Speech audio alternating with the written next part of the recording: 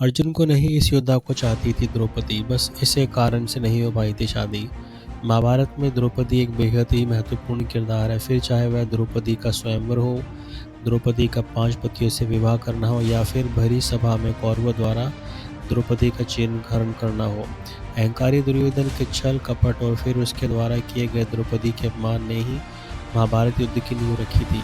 यदि कौरवों ने पांडवों का साथ जुआ खेलकर इस तरह छल न किया होता तो ना ही पांडव अपनी पत्नी द्रौपदी को जुए में हारते और ना ही उसका चीरहरण होता। इस घटना ने द्रौपदी को अपने पतियों से भी बेहद नाराज कर दिया था। जानिए पांडवों से पहले द्रौपदी किस योद्धा की ओर आकर्षित हुई थी, लेकिन इसी कारण के चलते उनका विवाह उस परमवीर योद्धा से नहीं हो सका। अर्जुन से ज़्यादा पराक्रमी था कर्ण। कम ही लोग ये बात जानते हैं कि जब द्रौपदी का स्वयंवर प्रारंभ हुआ तो वह योद्धा भी वहाँ मौजूद था। ये योद्धा अर्जुन नहीं बल्कि सूर्यपुत्र कर्ण थे। उनका तेज, कौशल, कवच कुंडल वाला दिव्य रूप देखकर द्रौपदी हैरान रह गई।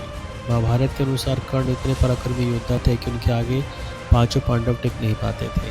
खुद द्रौपदी ने किया था इनकार। द्रौपदी कर्ण के रूप और पराक्रम को देखकर हैरान रह गई, लेकिन जैसे ही उन्हें पता चला कि कर्ण शूद्रपुत्र हैं, उन्होंने कर्ण को स्वयंवर से बाहर निकलने को कहा, जबकि उस सभा में कर्ण से ताकतवर कोई नहीं था। उनमें पांचों पांडवों से ज़्यादा शक्तियाँ थीं। फिर अर्जुन ने जीता स्वयंवर। शुद्ध पुत्र होने के बाद कर्ण को स्वयंवर में हिस्सा नहीं लेने दिया गया, बल्कि स्वयंवर शुरू होने से पहले उन्हें उससे बाहर निकाल दिया गया। इसके बाद कई राजाओं ने द्रौपदी के पिता द्वारा रचे गए स्वयंवर में हिस्सा लिया गया, लेकिन वे मछली की आँख में तीर मारने में असफल रहे। फिर अर्जुन ने मछली की आँख में तीर मारकर स्वयंवर जीता और द्रौपदी से विवाह किया।